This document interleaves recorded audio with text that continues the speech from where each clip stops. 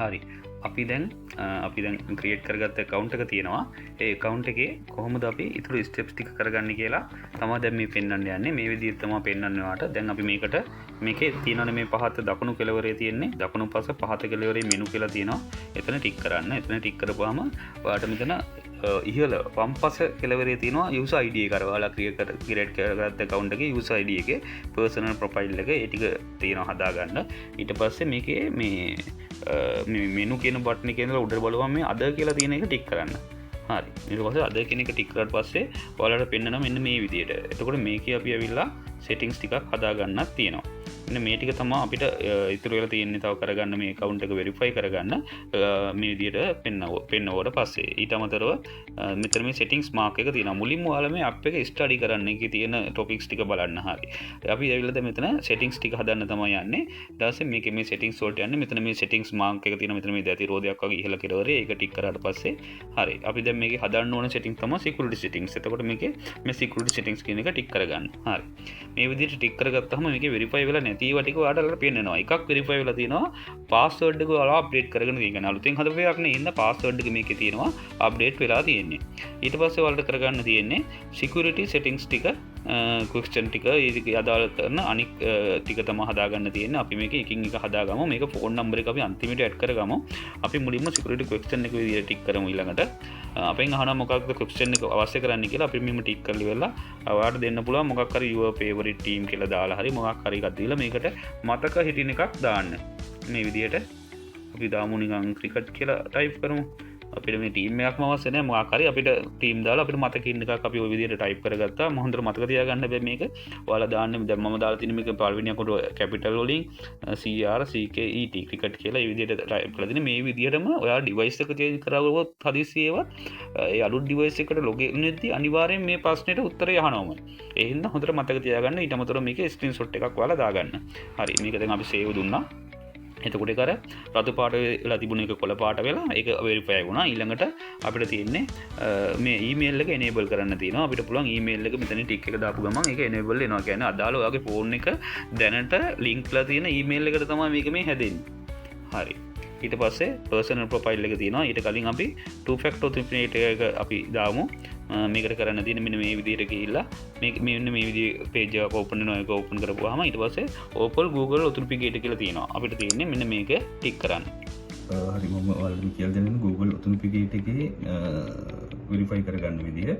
එතකොට මේකේ Google authenticator app එක මෙතන පෙන්නනවා. මෙන්න මේ app එකට ගිහිල්ලා මෙන්න මේ විදිහට code එකක් run වෙනවා. මෙන්න මේ run වෙන code එක තමයි අපි අතෙන්ද ඉල්ලන තැනට QR code එක ඉල්ලන තැනට දාන්න තියෙන්නේ. මේක ටිකක් කරලා touch කරගෙන ඉන්නකොට copy වෙනවා. එතකොට මේ විදිහට copy වුණාම මේ number එක අරගෙන තමයි ඒ අදාළ app එකට ගිහිල්ලා 1xbit app එකේ paste කරන්න ඕනේ මේ අංකේ. එතකොට හදිස්සියවත් දැන් මේ වගේ තියෙද්දි ගත්තට කමක් නැහැ. හැබැයි මේකේ මේ කෙලවරේ මෙතන පෙන්නන මේ රවුම ඉවර වෙන්න ලං වෙලා තියෙන අංක ගන්න එපා. එතකොට අතෙන්ට යද්දි ටයිමින් මන්ද වෙලා මේ අංකේ අලුත් අංකයක් එනවා. ඒ අංකෙට පස්සේ රෝන් කියලා වැටෙනවා. ඒ හින්දා අනිවාර්යෙන් මෙතන මුලින් පටන් ගන්න අංකයක්ම මේකට ගන්න ඕන. දැන් මෙතන ඉවරනම අලුතෙන් එන අංකයක් තියෙනවා. අන්න ඒ අංකේ තමයි කොපි කරගන්න ඕනේ. මේ විදිහට. මේ අංකේ ගත්තා නම් හරි. මේක ඉවර වෙනකොට ගන්න එපා. මේක ඉක්මනට ගන්න ඕන පුළුවන් තරම් කොපි වුණා. හරි දැන් බැක් වෙලා මෙන්න මෙතන paste කරන්න තමයි තියෙන්නේ. paste කරලා confirm කරන්න.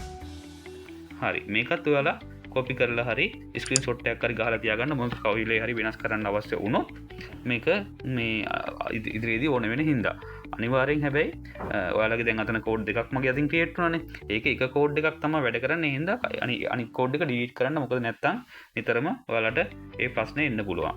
ඊට පස්සේ ඔයාලට තියෙන්නේ personal profile එක. ඊට පස්සේ මේ විදිහට personal profile එකට ගිහිල්ලා මෙන්න මේක fill කරගන්න තියෙන්නේ. මේක මෙතනින් fill කරගන්නවටත් වැඩිය ලේසි.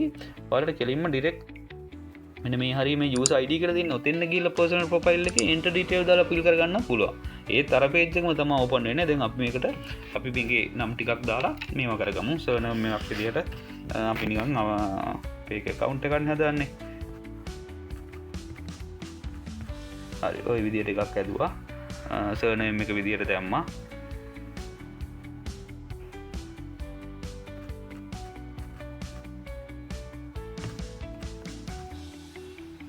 හරි මේ ඉපෙනි කියනේම අවශ්‍ය නැහැ. ඊට පස්සේ බර්ත් එකක් දාන්න තියෙනවා. බර්ත් එකේ මෙතන මේ 2007 කියන තැන ටික් කරපුවාම තමයි අවුරුද්ද වලට මාරු කරගන්න පුළුවන්. අපි අවුරුද්ද දාමු 1959 විතර දාමු. හරි. හැම්බෙලේම මේකට ඔයාලගේ නිවැරදි තොරතුරුම ඉදාගන්න. මොකද සමහරවිට කෝටියක් එකමාරක් දිනුවොත් එම් ඔයාලට ගත්තී ඒගොල්ලෝ අනිවාර්යෙන් මේ ප්‍රශ්න ටික අහලා තමයි ගන්න. මේ ඉඳ fake account create කරන්න එපා. මෙතන මාසේ මාරු කරගන්න පෙබ්‍රුවරු කියලා දාමු අපි.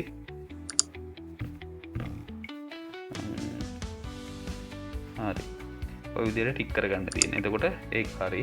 1959 ඊට බර්ත් ප්ලේස් එක අහනවා. බර්ත් ප්ලේස් එක ඔයාලගේ ඩෙන්ටිටි කාඩ් එකේ තියෙන විදිහට ඔයාලා මේ මාක් කරගන්න.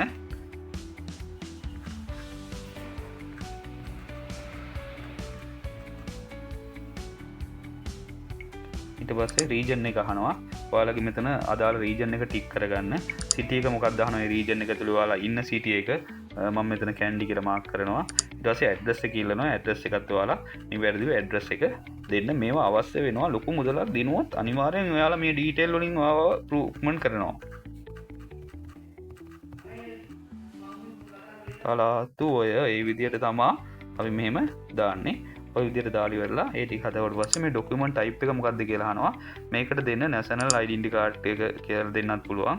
සමහරවිට ඒක වෙරිෆයි වෙන්නේ නැති වෙලාවලුත් තියෙනවා. ડોකියුමන්ට් නම්බර් එක විදිහට නැෂනල් ඩෙන්ටිටි කාඩ් නම්බර එක ඔයාලා ටයිප් කරන්න ඕනේ. හරිද? මේ විදිහට ටයිප් කරන්න නැෂනල් ඩෙන්ටිටි කාඩ් නම්බර එක නිවැරදිව හැම වෙලේම නිවැරදි ඩීටේල්ම දෙන්න ඔයාලා වග බලා ගන්න.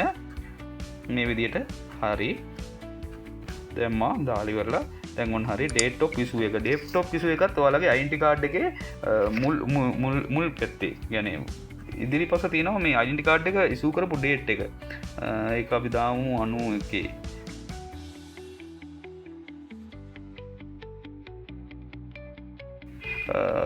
ඉෂුව කරලා තියෙන්නේ 10 වෙනි මාසේ.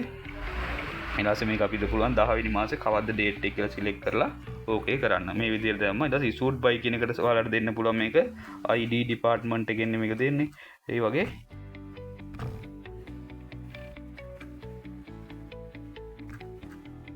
හරි ඒ විදිහට ටයිප් කරලා ID department කියලා දෙන්න. දැන් හරි. දැන් මේ ටික ෆිල් කරලා ඉවරයි. දැන් ඔයාලට තියෙන මේ ටික හරිද කියලා බලන්න නැවත සැරයක් අකුරු හරිද ඒ ටික ඔක්කොම බලන්න. බලලා ඉවර වෙලා මේක සේව් දෙන්න. මේ සීරීස් එක වෙන එක අවශ්‍ය වෙන්නේ නැහැ. දැන් මේක සක්සස් වෙලා තියෙන්නේ. දැන් හරි. දැන් ඔයාලගේ මේ විදිහට ඩීටේල්ස් ටික එන්ටර් කරා. මේ විදිහට දැන් අතන යූසර් ID එක වෙනුවට ඔයාලගේ නම තමයි පෙන්නන්නේ. හරි නේද? දැන් එතකොට මෙතන දැන් සිකියුරිටි සෙටින්ග්ස් වලට ඔයාලට ගියාට පස්සේ ඔයාලට 1 2 වගේ තමයි එකයි තියෙන්නේ. ෆෝන් නම්බර එක විතරයි වෙරිෆයි කරගන්න ඉතුරුලා තියෙන්නේ. අනිත් ටික ඔක්කොම හරි. ගොඩක් වෙලාවට ෆෝන් නම්බර එක අවශ්‍ය වෙන්නේ නැහැ. මොකද ෆෝන් නම්බර එක දැම්මොත් නිතරම ෆෝන් නම්බර එකට එන කෝඩ් එක ඉල්ලනවා විඩ්‍රෝල් එකක් ගහද්දි. එතකොට ඒක අවශ්‍ය වෙන හින්දා ගොඩක් වෙලාවට ෆෝන් නම්බර එක දාන්න එපා. ෆෝන් නම්බර එක දාපුවාම ඒක මේ හැම වෙලේම අපිට එන්නේ මැසේජ් එක. ගොඩක් වෙලාවට අපි ලොකු මුදලක් දෙනවාම මැසේජ් එක එන්නේ නැති වෙලාවල් තියෙනවා. අන්න ඒ හින්දා අනිවාර්යෙන් ෆෝන් නම්බර එක දාන්න එපා. ෆෝන් නම්බර එක දාන විදිහත් මම කියලා දෙන්නම්. ෆෝන් නම්බර එක දාන්නේ මේ විදිහට ටික් කරාට පස්සේ ෆෝන් නම්බර එක ඔය විදිහට අහනවා. දැන් ඔයාලට තියෙන්නේ මෙතන දාලා ඔයාගේ ෆෝන් නම්බර එක තියෙන්නේ අන්නේ නම්බර එක මෙතන ටයිප් කරන්න තියෙන්නේ. එතකොට ටයිප් කරපුවාම අදාළ කෝඩ් එකක් එනවා ඒ ෆෝන් නම්බර එකට. මේ එතකොට ඒක තමයි එන්ටර් කරන්න තියෙන්නේ අපිට මේ දාන්න තියෙන්නේ. හරි. ඔය විදිහට ගිහපුවාම මම පෙන්නන්නම් ඒක කොහොමද කෝඩ් එක දාන්නේ කියලා.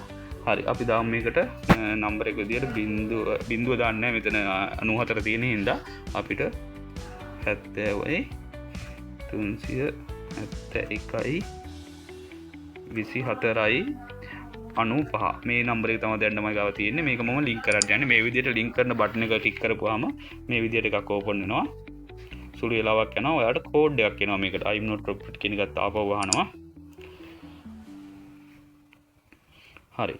මේක දැන් අපිට බයිසිකල් ආපහු මාක් කරන්න කියලා තියෙන්නේ. ඔන්න ඔය විදිහට බයිසිකල් ටික් කරන්න තියෙන්නේ. කොතනක හරි බයිසිකල් එක කැරලක් හරි තියෙනවා නම් ඒක අනිවාර්යෙන් ටික් කරන්න. ඔයාලට පෙනෙන මට්ටම මේවා හරි වෙරිෆයි කරා. ඊට පස්සේ නැවතත් ආපහු බයිසිකල්ම ආන්නේ. ඒ විදිහට බ්ලර් බේබි එනවා ගොඩක් වෙලාවට. හරි. හරි. දැන් වෙරිෆයි කරන්න. හරි. I'm not robot එක වෙරිෆයි වුණා. දැන් ඔන්න කෝඩ් එක එන්න තමයි තියෙන්නේ. send code කියලා තියෙනවා. මේ නම්බරේට කෝඩ් එක එවන්නද කියලා අහනවා. ඊට දැන් එවන්න කියන එක ටික් කරලා පස්සේ සුළු වෙලාවක් යනවා. මෙතන ඒගොල්ලෝ පෙන්නනවා විනාඩි 4ක් විතර වගේ. හරි. ආවා. කෝඩ් එකත් ආවා. ඇක්ටිවේට් කරා. හරි මේ විදිහට දැන් ෆෝන් නම්බර් එකත් අපි ඇක්ටිවේට් කරලා තියෙන්නේ. එතකොට මම මේ account එක සම්පූර්ණයෙන්ම හදලා ඉවරයි දැන්. ඒ කියන්නේ මේකේ ආයෙ කරන්න දෙයක් නැහැ. මේ ටික ඔක්කොම enable කරලා තියෙන්නේ. ඔයාලට Gmail එක ඕනනම් දාගන්න පුළුවන්. තව මේකට අවශ්‍ය කරන link කරන්න පුළුවන් නම් email එක ওই විදිහට ගිහිල්ලා කැමති email එකක් දාගන්නත් පුළුවන්. ඒ විදිහට දාගන්න පුළුවන්. අනිත් ඒවා ඔක්කොම ටික දැන් හරි. මේකේ add කරන්න තියෙන user name එක කොහොමද ඔයාලගේ වැටලා තියෙන්නේ දැන්. මේ ටික ඔක්කොම හරි. මේ විදිහට තමයි account එකක් නිවැරදිව create කරගන්න. බය නැතුව මේ වගේ account එකක් හදලා සල්ලි deposit කරන්න පුළුවන්. මේ විදිහට පියවරෙන් පියවර අනුගමනය කළ මේ විදිහටම ඔයාලගේ account එක create කරගන්න.